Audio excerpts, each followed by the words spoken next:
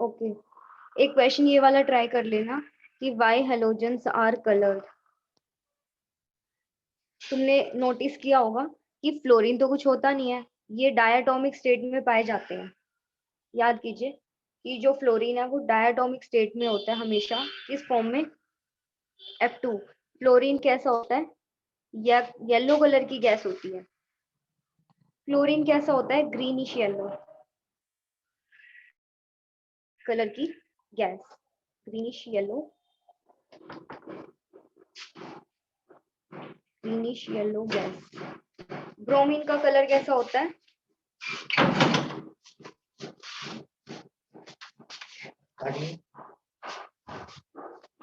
Brown. और iodine, iodine भी I2 की फॉर्म में पाया जाता है, ये एक वॉयलेट सॉलिड है। मेरे पास जो कलर्स अवेलेबल थे उससे मैंने लिख दिया है। तो हमें इतना पढ़ना है कि ये ऐसा क्यों है, ये कलर क्यों शो करते हैं। अब तुम इतना तो अच्छे से जानते हो कि कलर किस वजह से आता है किसी चीज में। जैसे कि मान लो, एक पहली बात सिंपल सी है, कोई चीज आपको कलर्ड कब दिखाई देगी, जैसे कि आयोडीन के क्रिस्टल ब्लू क्यों दिख, सॉरी वॉयलेट क्यों दिख रहे हैं, या फिर फ्लोरीन गैस येलो कलर की क्यों दिख रही है, येलो। कोई भी चीज तब दिखाई देती है जब उस पर लाइट पड़ती है। मान लो कि ये लाइट है, तो ये लाइट इस पे पड़ती है और यहाँ पर आप खड़े तो ऑब्जर्वर को तब वो मटेरियल दिखाई देता है। तो कलर कैसे दिखता है वो जानते हैं। अगर इस मटेरियल के अंदर फ्री इलेक्ट्रॉन होगा, क्या होगा, अगर इलेक्ट्रॉन्स होंगे इनके पास, फ्री इलेक्ट्रॉन्स, तो ये क्या करेगा, जैसे ही लाइट इस पे पड़ेगी वो इलेक्ट्रॉन कुछ एनर्जी लेके क्या हो जाएगा, याद कीजिए, एक्साइट। वो इलेक्ट्रॉन क्या हो जाएगा, एक्साइट। आगे तुम जानते हो कि लाइट का कुछ पोर्शन अगर ये ले लेंगे तो फिर थोड़ा सा बचा हुआ कलर ही क्या होगा, तुम्हारे तक पहुंचेगा। मतलब वो कलर्स आपको दिखाई देते हैं, वो वाले कलर सारे दिखाई देते हैं जिनकी वेवलेंथ 450 नैनोमीटर से 700 नैनोमीटर तक के बीच की होती है। ठीक है, जिनकी वेवलेंथ कितनी हो, 450 से 700। इस रीजन को हम क्या बोलते हैं, विजिबल रीजन, क्योंकि इंसान की आंखें इसको देख सकते हैं। और विजिबल रीजन में कुछ कलर्स आते हैं विबिग्योर। मान लो कि कोई मटेरियल है, उसकी जो वेवलेंथ है, मतलब उसकी जो मतलब कहीं पर एक एनर्जी है, उस एनर्जी की वेवलेंथ 480 नैनोमीटर है। तो वो मटेरियल आई मीन कि कहीं से ऊर्जा निकल रही है, लाइट निकल रही है, और उसकी वेवलेंथ 480 है, तो वो किस कलर का दिखाई देगा, कहीं से लाइट निकल रही है। बताओ, कोई मटेरियल है, वो लाइट एमिट कर रहा है, उसकी वेवलेंथ कितनी है, 480। बताओ एक बार, 480 है ना, एक बार चूज करो इन कलर्स में से, ट्राई तो करो, गलत ही बता दो।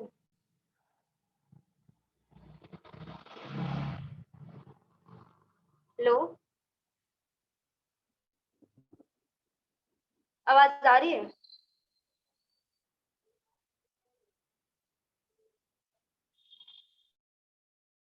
युक्ति, वंशिका, तो मैं वही तो आंसर पूछ रही हूँ, आपको इतना तो पता ही होगा। अरे यार, ऊपर मैंने लिखा तो है रकम, देखो, 450 से 700 विजिबल रीजन होता है। तुम फिजिक्स तो पढ़ चुके हो भाई, इसको तो मैंने भी 10 बार बता चुकी हूँ, 11th में भी बताया था। बॉयलेट की रेडिएशन की एनर्जी वेवलेंथ कितनी होती है, 4 नैनोमीटर, 450। इसकी कितनी होती है, लगभग 780 700 नैनोमीटर के करीब। तो अगर कोई लाइट 480 नैनोमीटर की लंबाई की है, वेवलेंथ की है, तो उसका कलर कैसा होगा, यही तो पूछ रही हूँ। कहीं से एक रोशनी निकल रही है, वॉयलेट होगा कलर, वॉयलेट बैंगनी रंग होगा। तो बस कलर की वजह क्या होती है, किसी के पास अगर फ्री इलेक्ट्रॉन हो, और तुम जानते हो हेलोजेंस के आखिरी शेल में एक अनपेयर्ड इलेक्ट्रॉन होता है। हेलोजेंस का कितना होता है कॉन्फ़िगरेशन, आपको दिखाई दे रहा है, ये इसका वो है कॉन्फ़िगरेशन, और तुम इसमें देख सकते हो, राइट, NP5 है। NP5 होने के बाद इसके पास क्या होता है, एक अनपेयर्ड इलेक्ट्रॉन, ये वाला। पर लेकिन ये तो अभी एटम है, और ये एटम तो होते ही नहीं, ये तो मॉलिक्यूल होते हैं। पर मॉलिक्यूल्स का एटॉमिक डायग्राम नहीं होता, एटॉमिक कॉन्फ़िगरेशन नहीं होती, पर मॉलिक्यूलर इलेक्ट्रॉनिक कॉन्फ़िगरेशन होती है, जिसे हम बोलते हैं sigma 1s2, sigma star 1s2। कुछ याद आ रहा है? सिंपल एटम होता है तो कॉन्फ़िगरेशन ऐसे लिखते हैं 1s2 2s2 2p6 3s2 3p6। पर जब मॉलिक्यूल्स होते हैं तो उनकी कॉन्फ़िगरेशन कैसे लिखी जाती है? Sigma 1s2, sigma star 1s2, sigma 2s2, sigma star 2s2। ये याद है तुम्हें? फिर सिग्मा 2p z 2p, इस तरीके से। एक मॉलिक्यूल की एक मॉलिक्यूल की इलेक्ट्रॉनिक कॉन्फ़िगरेशन मॉलिक्यूल वाली होती है, जो हम एमओटी डायग्राम पढ़ते थे। तो ये एक मॉलिक्यूल है। सिर्फ ये नहीं सारे, ये सब मॉलिक्यूल्स होते हैं। और जब इनका एमओ डायग्राम बनाओगे, मैं बना नहीं रही हूँ, पर अगर आपको मैंने वैसे सिखा रखा है, पहले ऐसे, फिर ये sigma 1s, sigma star 1s, sigma 2s, sigma star 2s। याद आ रहा है कुछ कुछ? फिर उसके बाद यहाँ पर 2, फिर यहाँ पर 2 1 2 1। ठीक है, अगर फ्लोरीन का बना है तो याद है, फ्लोरीन नियॉन और ऑक्सीजन का थोड़ा डिफरेंट हुआ करता था, वो ये वाला है, ये वाला। तो फ्लोरीन में कितना एटॉमिक नंबर होता है, एक बार फ्लोरीन का एटॉमिक नंबर बताइए। 9।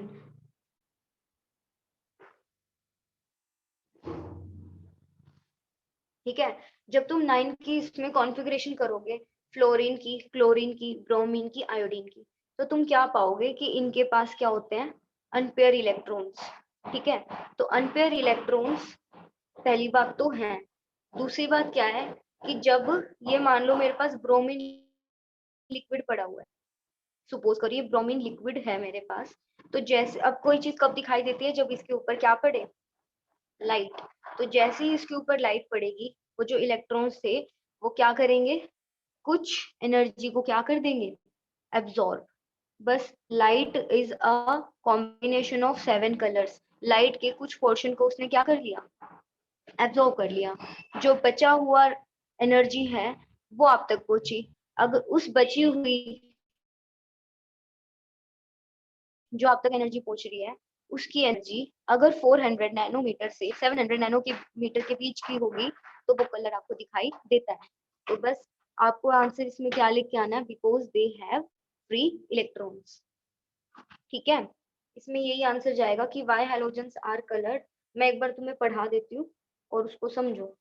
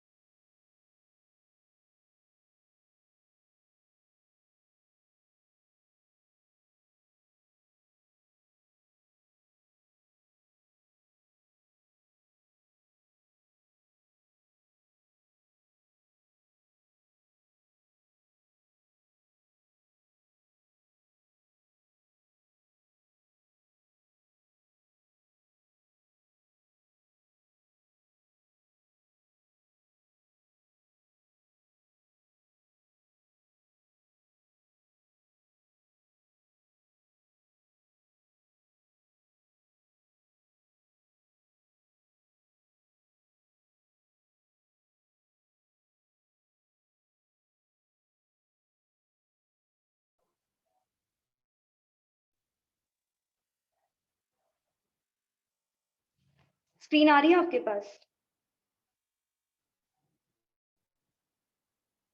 हाँ देखिए एक क्वेश्चन है, वाई हेलोजेंस आर कलर, और साइड में इसके कलर लिखे हुए हैं, देखो ये ग्रीनिश येलो ब्राउन और वॉयलेट, और ये कल क्वेश्चन है कि वाई दीज आर कलर। अभी मैंने वही बताया कि ये मान लीजिए कि ब्रोमीन है, तो आपको ये कब दिखाई देगी? जब लाइट, ये लाइट, इस पे लाइट पड़ी, light is a form of energy. मान लो कि 700 एनर्जी आ रही थी, 700 में से अब इसके पास इलेक्ट्रॉन्स होते हैं, तो ये 700 में से उस इलेक्ट्रॉन ने एनर्जी ले ली, मान लो ऊपर जाने के लिए 200, तो आप तक कितनी एनर्जी पहुंचेगी? 700 में से 200 तो इसने अब्सॉर्ब कर ली, तुम तक कितनी पहुंचेगी? 500। जो ट्रांसमिटेड एनर्जी है, मीन जो बची हुई एनर्जी है, तुम तक कितनी पहुंची? सिर्फ 500। उस 500 की कोई ना कोई वेवलेंथ भी तो होगी, energy is form of wave, हाँ, तो उसकी वेवलेंथ होगी। वो वेवलेंथ विजिबल रीजन के किसी भी एक नंबर से मैच करती है, जिस नंबर से मैच करेगी वो कलर दिखाई देगा। एक बार ये क्वेश्चन आज टेस्ट में दूंगी, इसको याद कर लेना। इसमें पढ़ो क्या लिखा है। all halogens are colored. This is due to absorption of radiation in visible region which result in excitation of outer electrons। यानी कि जब लाइट इन पे पड़ती है तो ये विजिबल रीजन के कुछ एनर्जी को लेकर एक्साइट हो जाते हैं, आउटर इलेक्ट्रॉन ऊपर चले गए, ठीक है, हायर एनर्जी लेवल पे चले गए। While remaining light is transmitted, कुछ लाइट का पोर्शन ट्रांसमिट हो जाता है, इसीलिए कलर दिखाई देता है। तो ट्रांसमिटेड लाइट का कलर होता है। कुछ समझ आए इसमें क्या लिखना है? इनके पास जो आउटर इलेक्ट्रॉन्स होते हैं, जब लाइट उन पे पड़ती है, इलेक्ट्रॉन जंप करके ऊपर चले जाते हैं, ट्रांसमिटेड लाइट आपको दिखाई देती है। तो ये क्वेश्चन प्रिपेयर कर लेना। कर लोगे ये बताओ?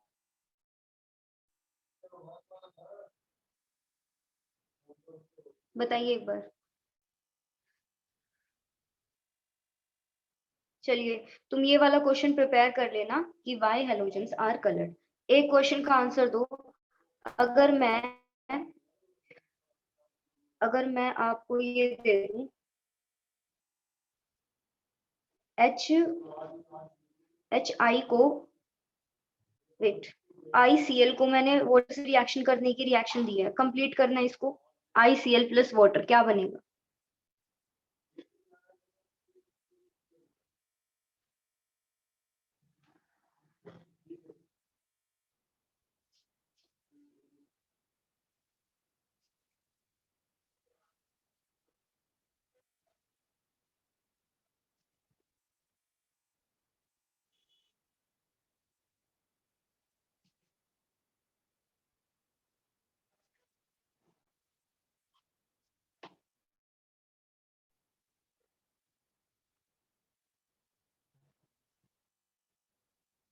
राइट, तुम्हें ये रिएक्शन आती है इसका मतलब। अब इसकी बताओ, Cl को पानी से रिएक्शन करेंगे तो क्या बनेगा? क्लोरीन को, तुम ये जानते हो, क्लोरीन को दो में तोड़ दो, Cl प्लस Cl माइनस, और पानी को दो में तोड़ दो। अब जो दिख रहा है वो लिख दो, एक बनेगा HCl, एक बनेगा HOCl। ये तो हमने ब्लीचिंग पाउडर वाले टॉपिक में भी पढ़ा था, HCl और HOCl। क्या तुम ये रिएक्शन समझ गए हो कि पानी से रिएक्शन हो जाती है? वॉइस ब्रेक हो रही है?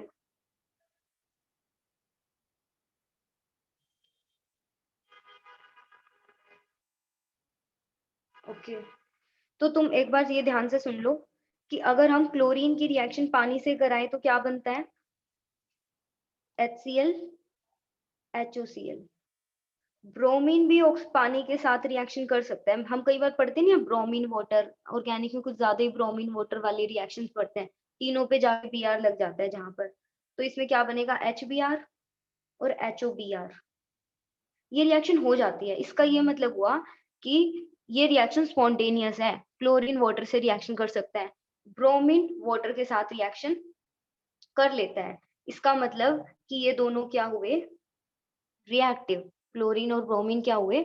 बहुत ज्यादा रिएक्टिव, ठीक है। तो रिएक्शन हो रही है, पर आयोडीन इतना रिएक्टिव नहीं होता कि वो क्या करे। अच्छा मुझे बताओ, ऑक्सीडाइजिंग एजेंट कौन होते हैं जो आसानी से इलेक्ट्रॉन को ले ले?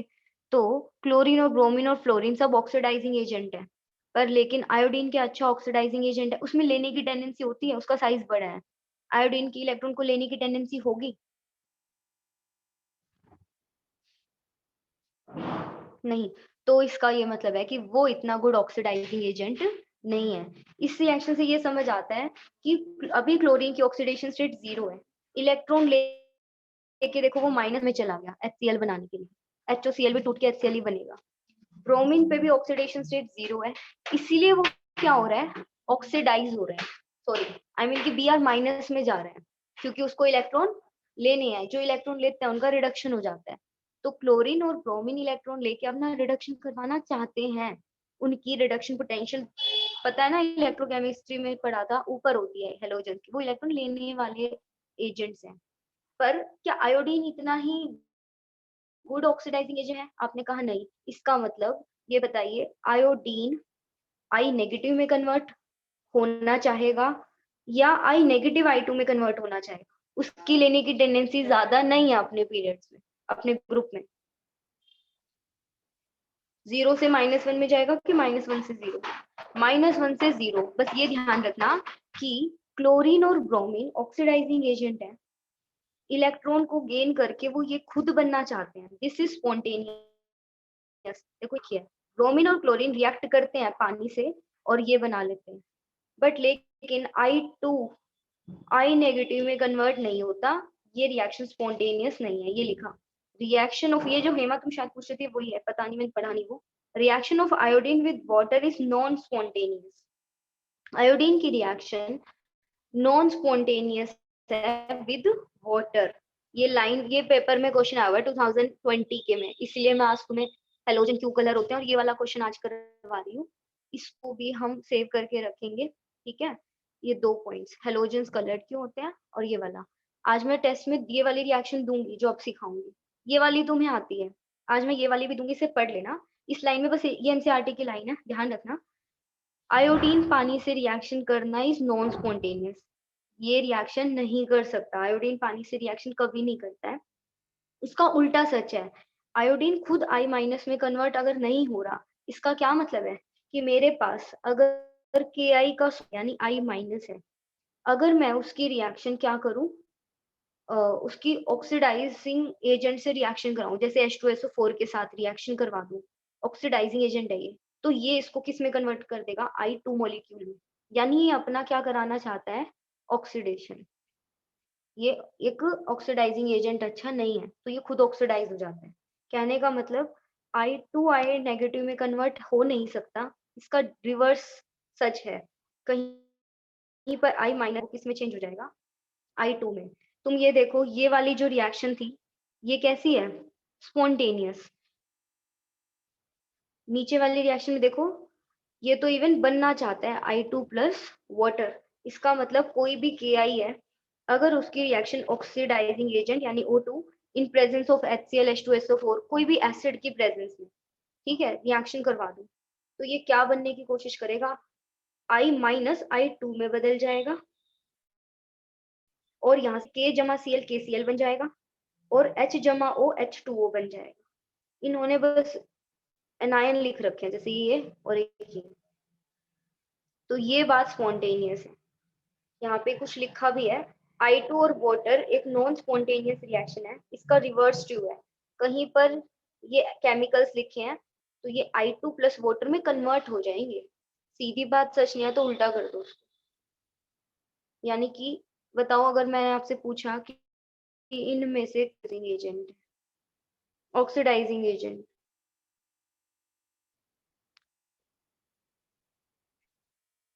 I2 एक अच्छा मतलब रिसीवर नहीं है, इलेक्ट्रॉन का अच्छा रिसीवर नहीं है। इसका रिवर्स ट्रू है कि अगर किसी भी तरीके से रिएक्शन कराओ तो ये I2 प्लस वाटर बनेगा, ना कि रिएक्शन करेगा। भाई एक बात बताओ, ये चीज किसी चीज से बन रही है, इसका मतलब ये आपस में तो रिएक्शन नहीं करेंगे, क्योंकि आपस में रिएक्शन करते तो ये रिएक्शन वापस रिवर्स में चली जाती। बस ये लाइन याद रखना, बुक की है, इम्पोर्टेंट है यहाँ पे।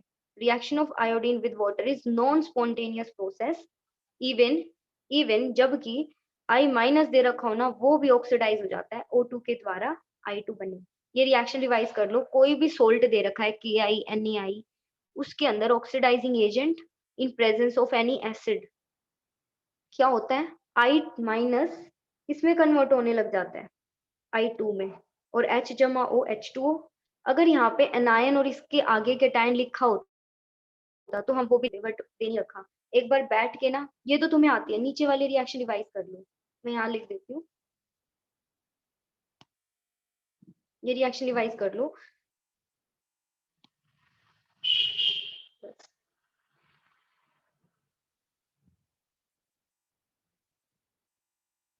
ये दो क्वेश्चन प्रिपेयर कर लेना कि हेलोजेंस कलर्ड क्यों होते हैं और एक ये वाला, और तो बाकी तुम कर ही लोगे।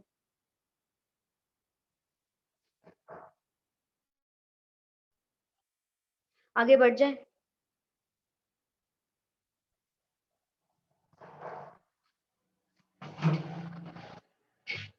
ओके मयंक, मैं सेकंड मीटिंग अरेंज कर रही हूँ, ठीक है, वो ग्रुप में भेजना।